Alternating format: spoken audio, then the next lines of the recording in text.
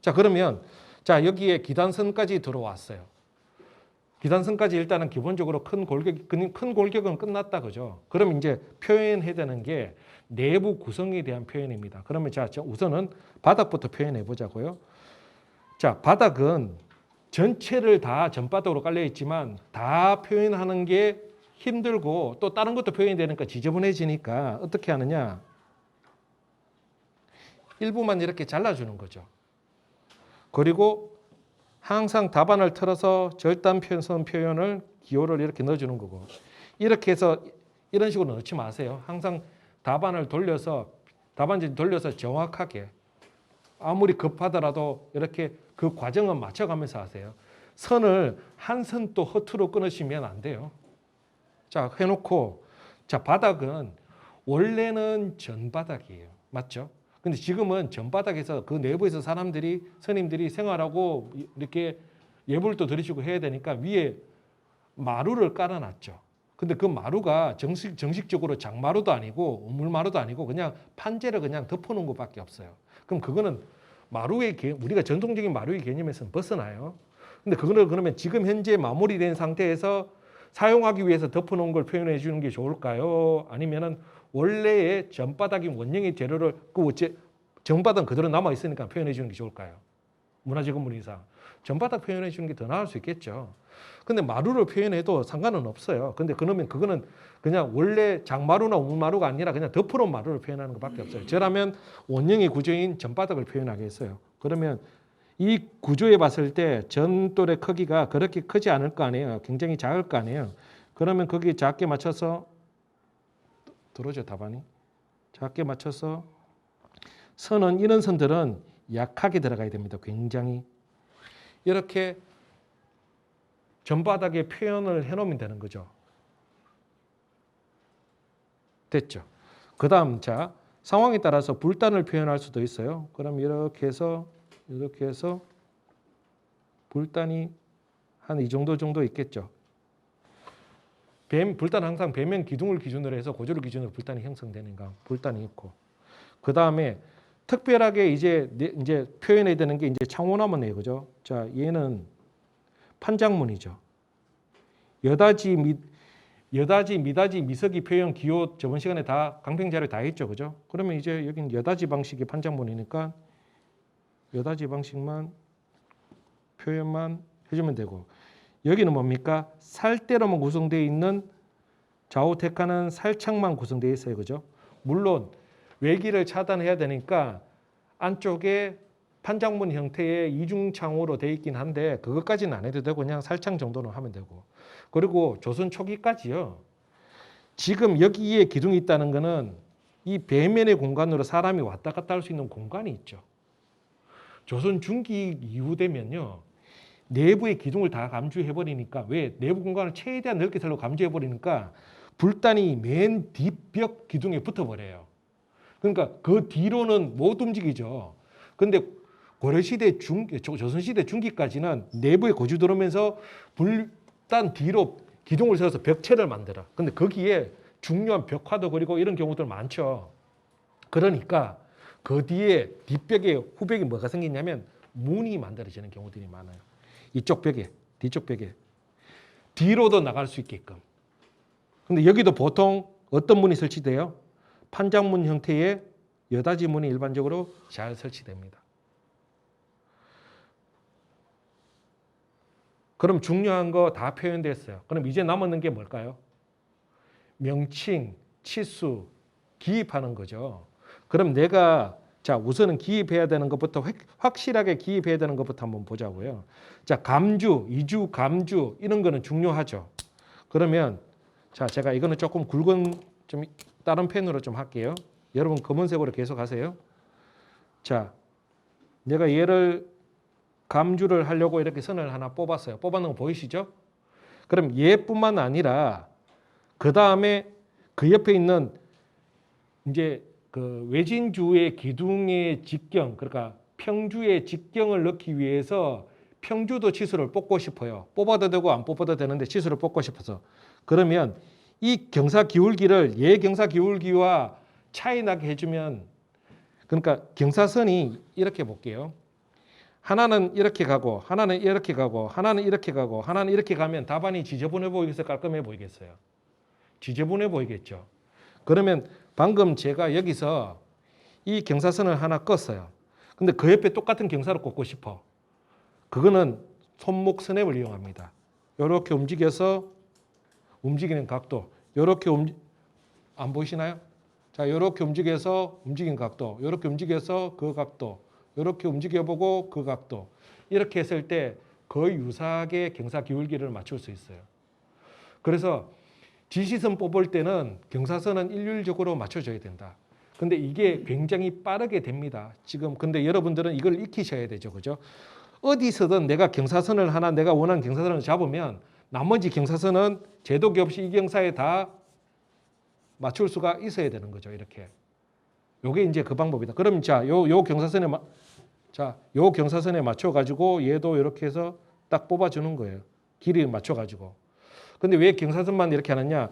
일률적으로 경사를 뽑는 선은 다 뽑아 놓고 그다음 어떻게 수평선을 딱 잡는 거예요. 이렇게. 그래서 이렇게 하는 게 아니라고요, 선을. 이렇게 하는 게 아니라 이렇게 하다 보면 선이 지저분하고 깔끔하지 않아요. 그러니까 항상 경사선을 딱 빼고 그다음 수평선은 신경 써서 따로 뽑는 거예요. 이런 작은 차이에서 도면의 완성도가 차이 나는 거예요. 돌도 마찬가지예요. 자, 자연석, 화강석도 자 이렇게 해서 자 이렇게 끊고 뒷부리를 이렇게 만들어 주는데 이렇게 끄니까 도면이 이렇게 나오는 거예요. 이해 가시죠? 그러니까 직각을 정확하게 잡아주는 거예요. 뭐든지 그죠? 각을 정확하게 잡아주는 거예요. 자, 그 다음에 이렇게만 가느냐? 수평으로 들어가. 왜냐 그러면 경사로 다 표현하기 애매할 때 있잖아요. 이거는 빼주는 거예요. 뭡니까? 왜 선을 이렇게 약간 휘게 했죠? 왜 이렇게 휘게 하냐 그러면 나머지 이 부재들이 이렇게 수평선으로 잡혔기 때문에 지시선은 조금 차이 나게 주는 거예요. 수평으로 뺄 때는. 자, 여기 똑같이 불단도 내가 이야기하고 싶다. 그러면 이렇게 살짝 불단도 수평으로. 됐죠? 그 다음 자 이번에 창호 한번 표현해 볼까요? 살창하고 판장문. 얘는 이 경사로 가네. 그죠? 어쨌든 하나가 이 경사로 왔으면 얘도 이 경사로 왔으면 자 얘도 이 경사에 맞춰서 똑같이 빼주고 그 다음 돌려서 지시선 빼주고. 됐나요? 자, 지시선을 내가 표현하는 곳에 다 빼줬어요. 그 다음에 또 필요한 게 뭐 있죠? 평면도는 치수가 들어가야 돼요. 반드시 치수선. 치수선은 제가 볼펜으로 그대로 넣어 볼게요. 치수선은 자 강평 자료에 보더라도 자 량통에 다 표시되어 있지 않죠. 상하 대칭, 좌우 대칭이잖아요. 그러니까 정칸과 협칸만 표현하면 그 반대편은 동일하니까 표현 안 했죠. 여기도 마찬가지예요. 위에 두 칸만 표시하면 밑에는 동일하니까 상하 대칭이니까 표현 안 했죠. 이렇게 표현하는 겁니다. 다 표현하는. 선생님 다 표현하면 안 돼요. 다 표현해도 되죠. 근데 다 표현하면 도면에 표현해야 되는 것들이 많은 경우에 너무 막 중복되고 복잡해져요. 글씨도 작으면 안 되잖아요. 그죠? 그래서 이렇게 딱 필요한 위치에만 딱 표현하는 겁니다. 자, 그러면 치수선을 표현할 때 자, 이 상태에서 밑으로 뺄 건지 위로 뺄 건지를 판단하면 밑에는 지금 명칭들이 막 들어와 있으니까 복잡하잖아요. 명칭들이 들어오니까 위가 지금 비었죠. 그럼 위로 빼주는 거예요. 뺄 때 이 선은 가벼운 선으로 그러니까 다른 부재선이 아니라 명칭선이니까 가벼운 선으로 들어야 되겠죠. 그럼 정칸을 가볍게 완전히 연결하는 게 아니라 살짝 그 위치만 잡을 수 있게끔만 표현해 주는 거예요. 그리고 기단선 밖으로 수평선 그 사이 어디서 어디까지다는 걸 알게. 그 다음에 여기를 이렇게 점으로 찍어서 구분할 수도 있고. 근데 강평 자료는 어떻게 돼 있어요? 선으로 이렇게 짧게 쳐져 있죠. 이렇게 하는 게 제일 빠르겠죠. 점 찍는 것보다. 이렇게 하셔도 된다고요.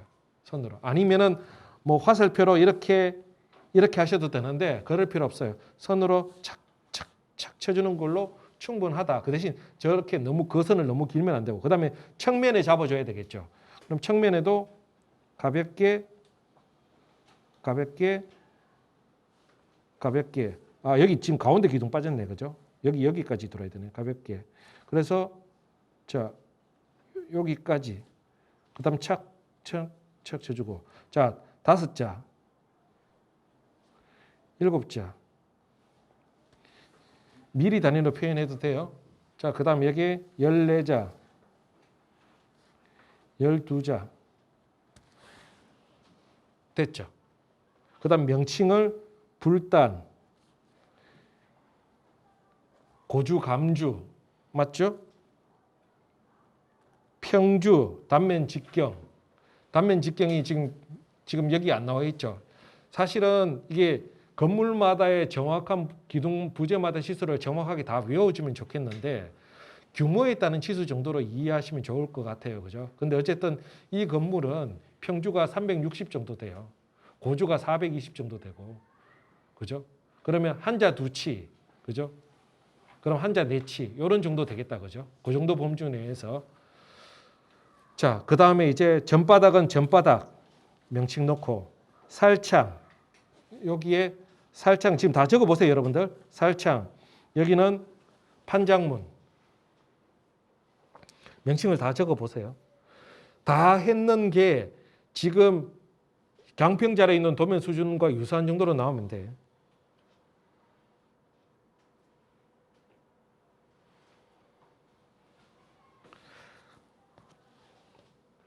그 다음은 자, 요 상태면 거의 끝났는데요. 요 상태로 마무리해도 돼요. 근데 지금 실제 시험 칠 때는 이 정도 상태에서 그냥 손 떼버려도 돼요. 근데 이제 내가 여기서 조금만 더 손대고 싶다. 그러면 예를 들어서 손대고 싶은 게 제가 뭐가 손대고 싶냐면 벽체 두께선을 표현하고 싶어요. 그거 하나 있고 기단에 표현하고 싶은 표현이 하나 있어요. 먼저 그러면 자, 기단은 인면산에서 뭐 자연석이든 가공석이든 인면상에서 이렇게 부딪히는 지점이 생기겠죠. 한 돌이 아니라 연결돼 가잖아요. 돌이 이렇게. 맞죠? 그러면 이걸 선으로 나타내면 이렇게 그 연결되는 지점을 이렇게 표현할 수가 있는 거예요. 이해 가셨죠?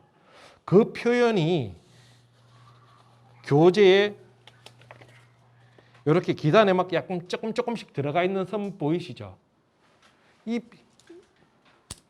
표현 이렇게 잡아놓은 표현이 그 기단 면석 원래 실측할 때 이런 걸 표현하거든요. 몇 개 있는지 체크해서 그런 표현이에요. 그런 표현. 그러면 이 표현은 이 선이 있으면 굉장히 쉬워져. 그리고 지금 기단 아인선이 약하면 한 번 더 떼줘도 돼요. 가면서 이 선 따라가야 되거든. 너무 촘촘할 필요 없어요. 왜냐하면 우리가 가공석은 장테스트 길이가 있으니까 너무 촘촘할 필요 없어요.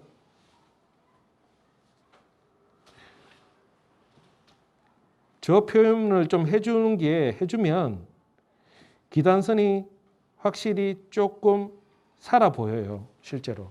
자, 이쪽 두 면만 할 테니까 나머지 4면을 여러분들이 한번 해보세요. 이거는 시간 있을 때 여유 있을 때 하는 거예요.